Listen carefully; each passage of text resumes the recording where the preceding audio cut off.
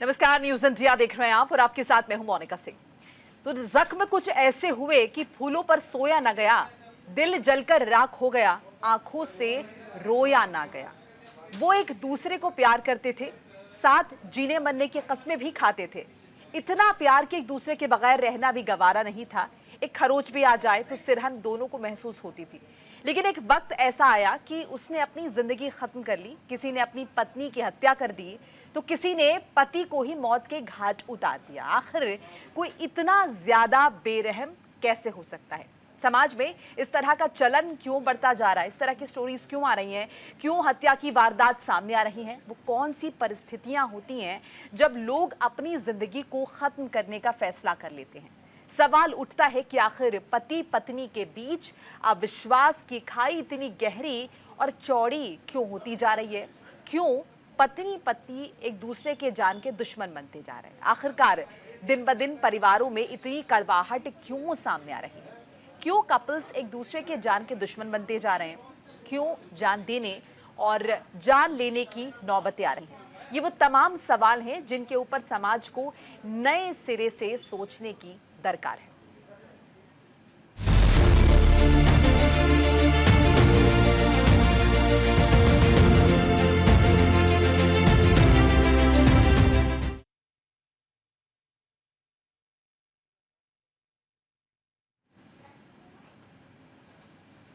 तो तमाम मेहमान हमारे साथ जुड़े हैं। एक बड़ा पैनल है हमारे साथ गेस्ट का, जो कि इसी मसले पर चर्चा करने वाला है कि एकाएक ऐसा क्या हो जाता है परिवारों में और खासतौर से शादीशुदा जोड़ों के बीच कि साथ रहना गवारा नहीं होता। वो तो समझ में आता है, लेकिन आप एक दूसरे की जान के प्यासे हो जाते। इस तरह का चलन क्यों लगातार देखा जा रहा है?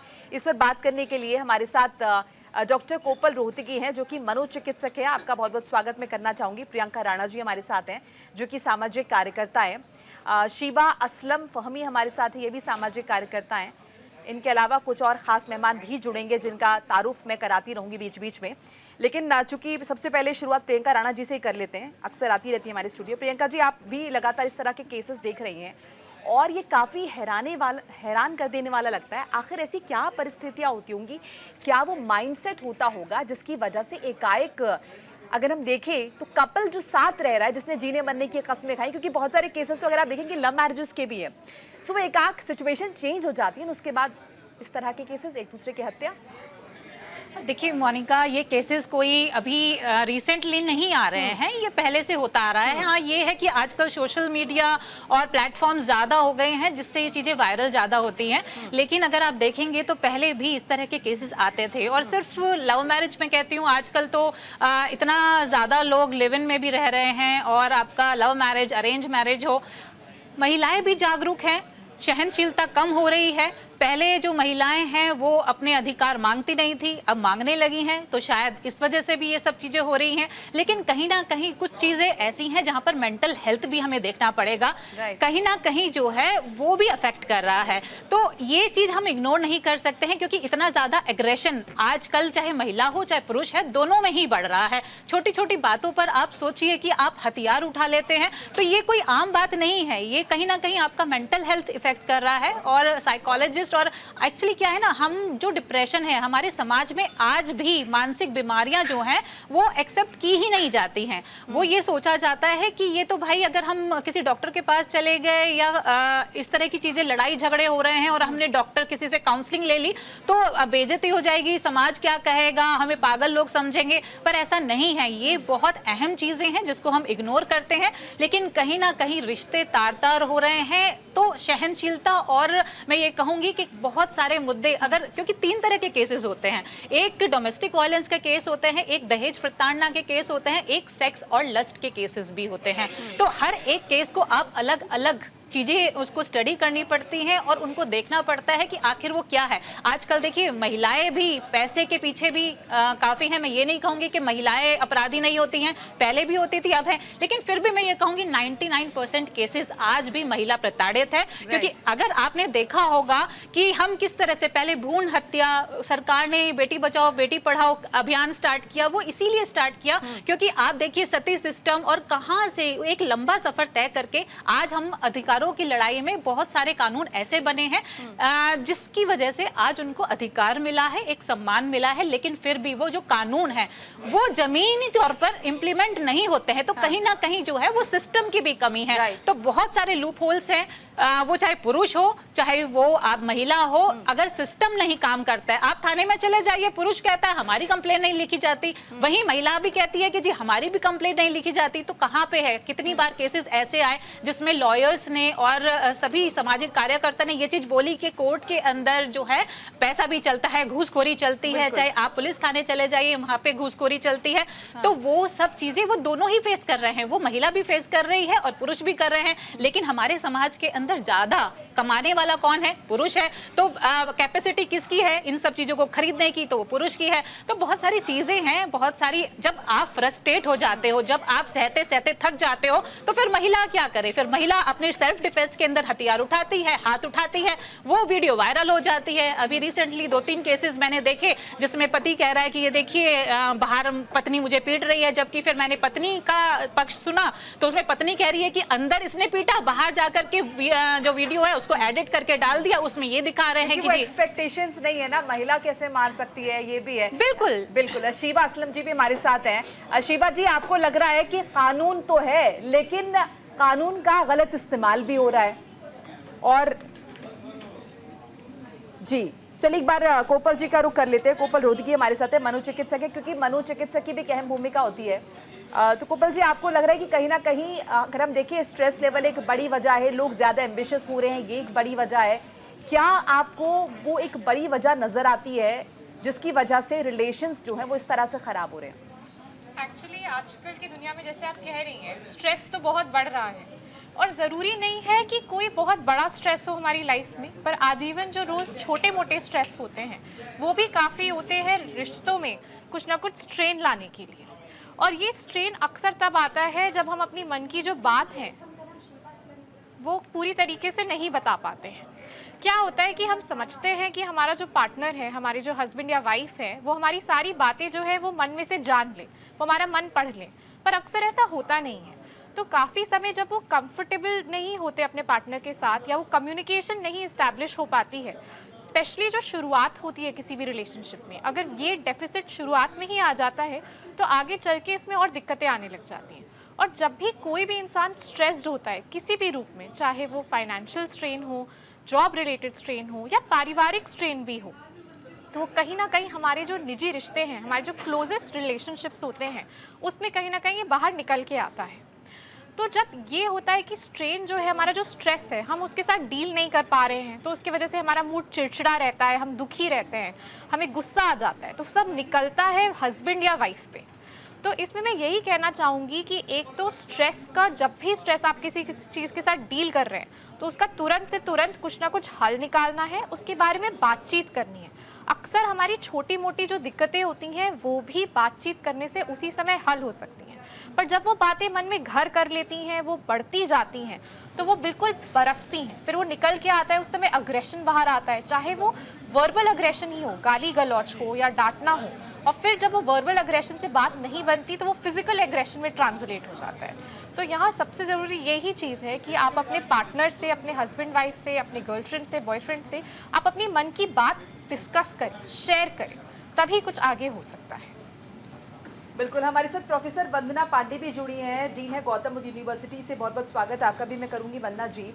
और इस तरह के केसेस लगातार आप भी देख रही हैं, आप एक एजुकेशनिस्ट हैं, आपको क्या लगता है कहाँ कमी छूट रही है, क्यों समाज इस तरह से बदल रहा है? प्रियंका जी ने जिक्र की पहले भी इस तरह के केसेस आते थे, ज़रूर आते होंगे, लेकिन ऐसा एकाएक लग रहा है कि शायद बढ़ोतरी इस तरह के केसेस में ज़्यादा हो गई है।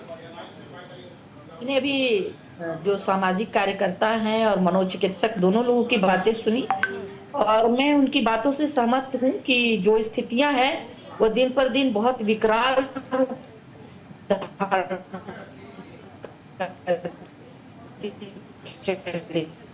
जा रही हैं। और निश्चित रूप से जीवन शैली है, आपाधापी है, बड़ी कमजोरी मान लिया गया है, सेक्रीफाइस। जब आप किसी के प्यार में पड़ते हैं तो भी आप सेक्रीफाइस ही करते हैं अपने आप को। तो जब आप महिलाएं प्यार में पड़ती हैं तब तो बहुत कुछ अच्छा लगता है सब छोड़ दे, वही सब कुछ है। फिर जब आप जीवन में शामिल होती हैं और जीवन की चुनौतियां मिलती हैं तो लगता है अरे हमारी मर्जी से ये चीजें नहीं हो रही हैं, तो आप कहीं और मन भटकता है। फिर उसके हिसाब से विघटन होता है, विघटन से होते होते जो है वो जीवन को खत्म कर देने की जो आपराधिक प्रवृत्ति आ रही है। तो सिर्फ महिलाओं को निश्चित रूप से दोष नहीं दिया जा सकता है, वो सारी पृष्ठभूमि अवश्य है जिसको महिलाओं ने भोगा है, लेकिन ये भी उतना ही सत्य है कि अब हम अपने आजादी, स्वतंत्रता और उसके नाम पर जो जिस प्रवृत्ति को बढ़ावा दिया जा रहा है, जो आपराधिक प्रवृत्ति की घटनाएं महिलाओं को लेकर के सामने आ रही है, वो चिंताजनक बात है। मैं इसलिए नहीं कह रही हूँ कि मैं कहीं महिलाओं के लिए एक स्टीरियोटाइप थॉट की बात कर रही हूँ, लेकिन हाँ ये तो जरूर है कि हम लोग जो है बहुत ही इमोशनल है, सेंसेशनल है। हम बहुत ज्यादा चीजों को संवेदनशीलता से समझती हैं महिलाएं। तो ऐसी स्थिति में जब हम अपनी इस गुण को खो रहे हैं, it was not our weakness, it was our virtue, ये हमारा गुण था। कहते हैं ना, कीर्ति श्री वार्ट नारीणाम स्त्री मेधा धृति क्षमा। इसको हम अपने कमजोरी ना समझे, हमने इसको अपनी कमजोरी समझ लिया और हमने पुरुष के उन अवगुणों को अपनाना शुरू कर दिया जिसकी हम मुखालफत करते थे। पुरुष अत्याचारी था, पुरुष दुराचारी था, पुरुष शोषण करता था, तो हमने भी तो वही शुरू कर दिया ना। फिर हम कैसे कह सकते कि पुरुष खराब था और हम बहुत अच्छे थे? अगर हमने किसी भी चीज का अपराध के बदले हम अपराध की प्रवृत्ति को बढ़ाएं तो ये बहुत चिंता की बात है। परिवार का टूटना, आपस में परिवार का जुड़ाव न होना, एकल परिवार का होना, अति महत्वाकांक्षी होना, राष्ट्र के और देश की बहुत सारी स्थापित जो सामाजिक एक व्यवस्था है उसके अलग होकर के ग्लोबलाइजेशन के इस युग में, वो स्वाभाविक भी है कि ग्लोबलाइजेशन है तो हम कल्चरल ट्रांजैक्शन हो रहा है, तो बहुत सारी चीजें इससे आगे उसके पीछे हम भाग रहे हैं बिना ये जाने कि उनकी जीवन शैली, उनकी सोच, पाश्चात्य जीवन शैली भारत की जीवन शैली से बिल्कुल विभिन्न है, लेकिन हम उसकी तरफ बढ़ रहे हैं। तो अगर हम बढ़ रहे हैं, हम महिलाएं, तो अपने अंदर कहते हैं शक्ति का संचार करें ना। और एक बात निश्चित रूप से है कि ये कहना कि हम बहुत सशक्त हो गए हैं या हमें सशक्त होना है तो हम अपराध करें, ये तो बिल्कुल ही गलत बात है। आपको जीवन में आपके साथ किसी के साथ पट नहीं रहा है, आप अपना अलग रास्ता रखिए, कुछ और सृजनकारी काम करिए, लेकिन उसी घर में रहते हुए, किसी व्यक्ति के साथ रहते हुए उस घर को बर्बाद करिए। उस व्यक्ति के माता पिता का क्या दोष है जिसके पुत्र को आप मार देती हैं, जिसके अपने पति को आप मार देती हैं? सेम पुरुष तो इस बारे में कुख्यात था। अब तक की घटनाएं ये बताती थी कि पुरुषों के द्वारा महिलाओं पर अत्याचार किया जा रहा है। और मैं कहना चाहूंगी कि सिर्फ हम सती प्रथा की बात कर लेते हैं, लेकिन हम ये बात नहीं करते हैं कि इसी भारत देश में सद्योवाह और ब्रह्मवादिनी नाम की व्यवस्था थी। सद्योवाह वो महिलाएं थी जो कि पढ़ती लिखती थी और अपनी मर्जी से जीवन साथी चुनती थी, ये हमारे वैदिक काल में था। और ब्रह्मवादिनी वो थी जो कि पढ़ लिख करके अगर चाहती है तो आजीवन कुंवारी रहे, अपना जीवन जैसे चाहे चलाए। तो ये कह देना कि सिर्फ सती प्रथा की कुप्रथा थी, नहीं, इस देश में महिलाओं को बहुत सम्मानजनक वैदिक काल से लेकर के और मुगल काल से पहले तक बहुत सम्माननीय स्थान भी प्राप्त होता रहा। ये भागती अंधी दौड़ है, ये मैटेरियलिस्टिक लाइफ है, इसमें अकूत कमा लेने की जिजीविषा और लिप्सा है, लालच है, इससे बचना होगा।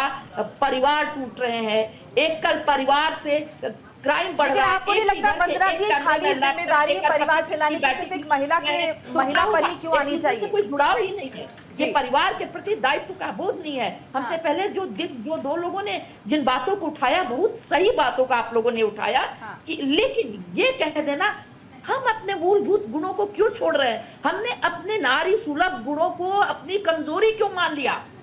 हमें इसे अपना गुण मानना होगा। वंदना जी, आपको नहीं लग रहा कि परिवार चलाने की जिम्मेदारी महिला पुरुष दोनों के कंधों पर होनी चाहिए? सिर्फ महिला से एक्सपेक्टेशंस क्यों करें? शायद मेरी आवाज आप तक पहुंच नहीं रही है, मैं आपके रुख करूंगी। आपको लगता है प्रियंका राणा जी, कितनी सहमत है आप इस बात से, परिवार चलाने की जिम्मेदारी महिला पुरुष दोनों के कंधों पे नहीं होनी चाहिए? बिल्कुल दोनों की ही होती है। और सिर्फ ये कह देना कि घर परिवार महिला तोड़ रही है तो ये भी कहाँ तक सही है। आप सोचिए, एक महिला अपना घर परिवार छोड़ करके एक अनजान घर में आता है, जिस घर में वो पैदा होती है वहां पर ये कहा जाता है ये पराया घर है तुम्हारा, असली घर जो है तुम्हारा ससुराल है। वहां पर जाकर के ये कह दिया जाता है तुम तो मेरे बेटे के पैसों पर जो है गुजर बसर कर रही हो, ये तुम्हारा घर नहीं है, ये हमारा घर है तो हमारे अकॉर्डिंगली चलो। मैं ये कहती हूँ सब ऐसे नहीं होते हैं, लेकिन अगर आप ये देखें पुरुष प्रधान देश क्यों कहा जाता है। मैं मानती हूँ नवरात्रों में हम पूजा करते हैं, लेकिन इसी देश के अंदर 20 मिनट के अंदर एक बलात्कार, आप इस सच्चाई को झुटला नहीं सकते हैं। कानून बदले हैं, हालात नहीं। देश नहीं, मुझे लगता है कि अभी पूरी दुनिया शायद इसी से जूझ रही है। अगर आप बाकी देशों बिल्कुल, मैं बताती हूँ आपको, WHO का आंकड़ा है पूरे विश्व के अंदर 3 में से 1 महिला जो है वो शारीरिक शोषण से प्रताड़ित है, और ये पूरे विश्व में है, सिर्फ हिंदुस्तान में नहीं है। लेकिन बात ये आती है कि हमारे देश के अंदर अगर महिला घर से बाहर जाए तो सबसे सॉफ्ट टारगेट है महिला, उसको चरित्र पर उसके ऊपर उंगली उठा देना। अगर वो बच्चा घर में छोड़ करके चले जाए परेशान होकर के कि भाई मैं बाहर जाकर के जो है मैं घर में नहीं रह सकती हूँ। तो अभी कल का ही रिसेंट केस है कि हम लोग देख रहे थे कि एक पति ने ये आरोप लगाया कि भाई ये जो है पत्नी मेरी बच्चा घर पे छोड़ करके बाहर चली गई। घर पे छोड़ जाए तो परेशानी, अपने साथ लेकर चले जाए तो कहते हैं कि बच्चे को टूल किट की तरह इस्तेमाल करते हैं एल्यूमिनी निकालने के लिए। एल्यूमिनी कोर्ट के अंदर स्ट्रिक्ट ऑर्डर हैं। मैं अभी आपको सब ये क्लियरली बता कि बार बार ये कहा जाता है महिलाएं जो हैं एल्यूमिनी 3 करोड़ मांग रही है, 2 करोड़। आपको सुप्रीम कोर्ट या हाई कोर्ट के अंदर पूरा जो आपको आपकी इनकम है उसकी जो डिटेल्स हैं वो स्ट्रिक्टली कोर्ट ने कहा है कोई भी गलत देगा तो उसके ऊपर कार्रवाई है, तो वो चीज नजर रखी जाती है। ऐसा नहीं है कि आपने 2 करोड़ मांग लिया तो 2 करोड़ मिलता है, 2 करोड़ मांगे तो वो देखता है। इवन अतुल सुभाष के केस के अंदर भी अगर आप स्टडी करेंगे उनको 30,000 रुपए 40,000 रुपए भत्ता मिल रहा था, जो कह रहे थे कि 3 करोड़ मांग लिया, 3 करोड़ मांग लिया, और फिर बाद में बच्चे की कस्टडी कहाँ गई, माँ के पास गई। तो इस तरह की चीजें हैं। अगर आप कुछ भी ऐसी चीजें मांगते हैं या कुछ है, और महिलाएं अगर आज अपना अधिकार मांग ले या कुछ कर दे, लड़की लव मैरिज कर ले तो चरित्रहीन, और अगर डिवोर्स मांग ले तो कहते हैं संस्कार, माँ बाप ने संस्कार नहीं दिए। इस तरह की चीजें आज भी हमारे समाज में है। एक डिवोर्सी महिला का आप ये बताइए एक्सेप्टेंस है आज भी हमारे समाज में? हम बड़ी बड़ी बातें करते हैं कि हमारे देश के अंदर नारियों को पूजा जाता है, लेकिन हकीकत ये है आज भी गांव देहात के अंदर, मैं कहती हूँ अगर एक गरीब परिवार है ना और 2 बच्चे हैं, एक लड़का और एक लड़की, सबसे पहली प्रेफरेंस लड़के को दी जाती है कि भाई इसको पहले पढ़ा लिया जाए, लड़की जो है वो सेक्रीफाइस करे, वो थोड़ा एडजस्ट कर ले। इस तरह के हालात होते हैं, सारे परिवार नहीं पर लेकिन ज्यादातर ऐसे ही हैं। हमें ये चीजें समझनी पड़ेंगी। पुरुष भी प्रताड़ित होते हैं, जो एक्सेप्शनल केसेस हैं, मुस्कान का केस एक्सेप्शनल केस है, बहुत सारे केसेस होते हैं जहां पर महिलाएं गलत होती हैं, तो अपराधी तो सब जगह होते हैं। अब उनकी वजह से सारी महिलाओं की जगह आप इसे सीधे अपराधी की कैटेगरी में रखें, आप महिला पुरुष की बात ना करें। अगर कोई किसी को मौत के घाट उतारा है तो वो जेंडर स्पेसिफिक हम बात ना करके, बिल्कुल मैं आ रही हूँ आपके पास प्रोफेसर वंदना, मैं आपका भी रुख कर रही हूँ जी। मैं बोलूं? जी जी बोलिए बोलिए। हाँ, मैं ये कह रही थी कि मैंने ये कहीं नहीं कहा कि परिवार चलाने की जिम्मेदारी सिर्फ स्त्री की होती है जी। मैंने ये एक बार भी नहीं कहा। एक परिवार इस समाज में स्त्री और पुरुष एक कहते हैं कि 2 पहिए, बहुत सामान्य सी अवधारणा है कि 2 पहिए के बराबर है, और इस सब मेरा ये तात्पर्य कतई ही नहीं था कि परिवार चलाने की जिम्मेदारी सिर्फ स्त्री की होती है, और हो भी नहीं सकती है जब उसी परिवार में पुरुष कमा करके भी लाता। और अब तो बेटियां और महिलाएं भी कमाने निकल रही। मैं ही महिला हूं, मैं बैठी हूं अपने ऑफिस से आपसे बात कर रही हूँ, बिल्कुल, और मैं आज से 55 साल पहले की बात कर रही हूँ। मैं 55 साल पहले पढ़ के आई, और उस समय मैं भी तो किसी की बेटी रही होंगी, और मैं भी गाँव की बेटी हूँ, मैं भी पढ़ के आई हूँ। समाज में जब किसी चीज की बहुलता हो जाती है तो वो चिंता की स्थिति हो जाती है। पुरुष के अत्याचार किए जाते थे, किए जा रहे हैं, अनेकों उदाहरण हैं, और इसलिए ये मानना पड़ेगा कि पुरुष जो है महिलाओं पर अत्याचार करता है, या महिलाओं के साथ भेदभाव की जो घटनाएं हैं वो हो रही है, महिला उससे प्रताड़ित जरूर हो रही है। लेकिन उसमें हमारे जो मूलभूत हमारी जो प्रवृत्ति है, जो हम जिससे हम एक अपनी एक अलग पहचान बना सकते हैं, वो हमारी खो रही है। अभी अपराध की प्रवृत्ति आप देख रहे हैं, आपके स्क्रीन पे चल रहा है, ये सब चीजें क्या हो रही हैं? बिल्कुल, मेरा ये कहना है कि किसी का किसी के साथ भी दुराव हो सकता है। आपको जीवन में कोई नहीं रुचिकर लगा, आप अलग हो जाइए, तलाक की व्यवस्था है तो तलाक ले लीजिए, कोर्ट में जाइए, कानून बना हुआ है। लेकिन किसी के भी, पुरुष को भी स्त्री के साथ बहुत अत्याचार हुए जिसके परिणाम स्वरूप ये आपराधिक प्रवृत्ति आई। उनको लगा कि सबसे ठीक रास्ता है अपना रिवेंज निकालो, लेकिन सहनशीलता आपस में किस तरह खो रही है। हम मतलब ठीक है कि मैं कहती हूँ कि हमें पुरुषों के बराबर होना चाहिए, मैं इस बात को बिल्कुल एग्री करती हूँ, लेकिन क्रिमिनलिटी, आपराधिक प्रवृत्ति का बढ़ना बिल्कुल, अगर पुरुष में हो रहा हो तो हम भी वही अपनाएं, ये तो ठीक बात नहीं है, ये तो नहीं होना चाहिए। दूसरी चीज ये कि पुरुष जो है वो बहुत खराब है, पुरुष बहुत डोमिनेटिंग है, तो हम भी डोमिनेटिंग हो जाएं या हम अपनी एक अलग पहचान के साथ खड़े हों। मेरा कुछ, अगर पुरुष बहुत अत्याचार करता है तो क्या हमें अत्याचारी हो जाना चाहिए? नहीं। लेकिन डॉक्टर वंदना जी, प्रोफेसर वंदना, लेकिन देखिए बहुत सारे अलग अलग केसेस हैं, अलग अलग फैमिलीज हैं जहां पर पुरुष भी बहुत कोऑपरेटिव होते हैं, महिलाएं भी बहुत सॉफ्ट होती है, फिर महिलाएं डोमिनेटिंग होती हैं। सो ऐसे कैटेगराइज कर देना कि पुरुष सारे अत्याचारी हैं, या फिर ऐसे कह देना कि महिलाओं को एडजस्ट करना है, आपको लगता नहीं कि थोड़ा सा इसमें सोचने की जरूरत है हमें?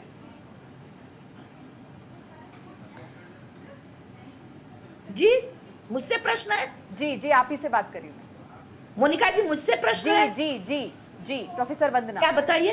जी, मैं कह रही हूँ कि ऐसे कैटेगराइज कर देना कि पुरुष अत्याचारी हमेशा से रहा, ये कैटेगराइज कर देना भी तो थोड़ा सा, क्योंकि अलग अलग तरह के पुरुष है, बहुत सारे, बहुत संवेदनशील भी हैं, बहुत संवेदनशील पुरुष हमारे आसपास है, बहुत प्रोग्रेसिव सोच के पुरुष हैं, बहुत प्रोटेक्टिव पुरुष भी आपके आसपास है जो बहुत अच्छे से महिलाओं को रखते हैं। हाँ जी, और वही कुछ महिलाएं ऐसी हैं जो अलग प्रवृत्ति की हैं, बहुत आप उन्हें कह सकते हैं कि शायद वो आप क्रिमिनलिटी वाली जिस सोच का जिक्र कर रहे हैं, तो मुझे लगता है कि शायद इसमें जेंडर स्पेसिफिक तो नहीं होगा, क्योंकि अगर किसी के अंदर वो क्रिमिनल वाले गुण हैं या किसी की सोच ऐसी है या किसी के मन में ये भाव आ रहे हैं कि मुझे अगर ये नहीं मिला तो मैं इसकी हत्या कर दूंगा या कर दूंगी, तो ये जेंडर स्पेसिफिक तो मैटर ही नहीं रह जाता। बिल्कुल बिल्कुल, मेरा भी यही कहना है मोनिका जी, एक मिनट, मेरा भी यही कहना है मोनिका जी कि ने ये बना दिया है ना, लेकिन सारे पुरुष तो ऐसे नहीं होते। और अगर मान लीजिए कि पुरुष बहुत अत्याचारी है, ऐसा होता नहीं है। हमारे घर में जब हमारी अपने बच्चे को देखो तो हमारे दृष्टिकोण बदल जाते हैं, वही घटना दूसरे के साथ होती है। तो ये जो सोच है ना, सारे पुरुष ऐसे नहीं होते, मेरा भी यही कहना है। डॉक्टर वंदना, आपके पास लौट रही एक बार जी, एक बार डॉक्टर कोपल रुतकी का भी एक ओपिनियन ले लेते हैं। डॉक्टर कोपल रुतकी, देखिए महिलाओं के बारे में बातें हुई है कि महिलाएं बहुत सहनशील होती हैं, बहुत सहिष्णु होती हैं, बहुत टॉलरेंस उनके अंदर है, प्रेगनेंसी के दौर से गुजरती है और बहुत सारे हार्मोनल चेंजेस होते हैं, उसके बाद भी अगर उनके अंदर ये क्रिमिनल चीजें डेवलप हो रही हैं, सो इसके पीछे आपको क्या लगता है, क्या कुछ समाज में ऐसे दबाव है जिसकी वजह से उन्हें दो चार होना पड़ता है, या उनका कोई अपना पर्टिकुलर बैकग्राउंड हुआ होगा, या फिर वो जिस हम सशक्तिकरण की बात कर रहे हैं वो एक बड़ी वजह हो सकती है? देखिए, इसमें कई पहलू हैं। जैसे आप कह रही हैं कि उनका क्या बैकग्राउंड है, तो उनकी क्या अपब्रिंगिंग रही है, किस प्रकार के माहौल में वो बड़ी हुई हैं, क्या पहले छोटी उम्र पे उन्होंने कोई खास ट्रॉमा झेला हो, क्या कभी ऐसा हुआ हो कि उनके साथ कोई सेक्सुअल असॉल्ट हुआ हो जब वो छोटी हों, या फिर कोई जान का हमला हुआ हो उनके आसपास या उनके ऊपर। ये सब चीज़ें कई बार मन में घर कर लेती हैं, और अक्सर छोटेपन में बच्चे अपनी बातें नहीं बता पाते हैं अपने घर वालों को, अपने माँ बाप को, कि किसी ने मेरे साथ कोई गलत हरकत करी है, और कहीं ना कहीं वो जो ट्रॉमा है वो धीरे धीरे बढ़ता जाता है उम्र के साथ साथ। साथ ही साथ घर का कैसा माहौल रहा है, कैसी बातें उनको समझाई गई, उन्होंने क्या देखा है, उन्होंने क्या सीखा है। क्या अक्सर ऐसा हुआ है कि उनको कुछ ना कुछ हर समय उनको किसी ने परेशान किया हो, उनको बुली किया हो। अक्सर स्कूल में भी बुलिंग होती है या आस पड़ोस में भी बुलिंग होती है, तो ये सब चीज़ें मन में घर कर लेती हैं। और इसके बाद आती है हमारी पर्सनैलिटी, या जो हमारा टेम्परामेंट होता है, हमारा स्वभाव कैसा होता है। हर एक इंसान, जैसे आप बता रही हैं, अलग होता है। वैसे ही हम सबको ब्लैक एंड वाइट में कैटेगराइज नहीं कर सकते कि सारे मर्द अच्छे हैं या सारे मर्द बुरे हैं, सारी औरतें अच्छी हैं या सारी औरतें बुरी हैं। साथ ही साथ हर इंसान का एक स्पेशल स्वभाव होता है या एक अलग स्वभाव होता है। तो जिन लोगों में जो आगे जाके क्रिमिनल टेंडेंसीज दिखा सकते हैं, बचपन से ही उनमें कुछ ना कुछ ऐसे तरीके होते हैं जो हमें पता कर सकते हैं। जैसे शुरुआत से ऐसे लोग जो बहुत ज़्यादा गुस्से या चिड़चिड़े में रहते हैं, जो दूसरों को ज़बरदस्ती नुकसान पहुंचाना चाहते हैं, छोटे जानवरों को मार देते हों, बच्चों को मार देते हों, चोरी चकारी में लग जाते हों, तो ऐसे एविडेंसेस काफ़ी बार उनका जो बचपन है और जो उनका एडोलेसेंस है, 18 साल की उम्र का जो 18 साल से पहले की जो फेज़ है, उसमें ये सब बातें निकल के आ सकती हैं। साथ ही साथ जो जो ट्रॉमा उन्होंने झेला है, क्या अक्सर ऐसा हुआ है कि उनके जो पर्सनल रिलेशनशिप्स है उसमें कुछ ना कुछ स्ट्रेस रहा है, दोस्तियां नहीं टिक पाती हैं, रिलेशनशिप नहीं टिक पाते हैं, रिलेशनशिप में डोमेस्टिक अब्यूज़ हुआ है या कोई और प्रकार का इमोशनल अब्यूज़ हुआ हो। ज़रूरी नहीं है कि हमेशा अब्यूज़ फिजिकल ही हो, बट इमोशनल अब्यूज़ हुआ हो, हमेशा उनको नीचा दिखाया गया हो, टोका टाकी करी हो। तो ये सारी चीज़ें जो है वो एक साथ जब अक्यूमुलेट हो जाती हैं तब ऐसा हो सकता है कि वो ऐसे कोई ड्रास्टिक स्टेप्स ले सके। पर इस चीज़ का कोई एक तरफा जवाब नहीं है, हमें सारे ये सब जो पहलू हैं इनको देखना पड़ेगा। साथ ही साथ जो ऐसे लोग होते हैं जिनके परिवार में अक्सर मार पिटाई चलती है, जिन्होंने बचपन से देखा है कि हर चीज़ के लिए हमें पीटा जा रहा है, मारा जा रहा है, पापा जो है वो बेल्ट से मार देते हैं, मेरे नंबर कम आ गए पढ़ाई में तो मुझे बेल्ट से मार दिया, मेरी बहन को मार दिया, तो वो लोग इस चीज़ को कहीं ना कहीं इंटरनलाइज कर लेते हैं। उनके हिसाब से उनको लगता है कि यही तरीका है, इसी तरीके और से आसानी से आप इसको अपना सकते हैं। बिल्कुल, इस पर हमारी चर्चा लगातार बनी रहेगी। मेहमान हमारे साथ लगातार बने हुए हैं, कुछ और मेहमान भी इस बीच जुड़ेंगे।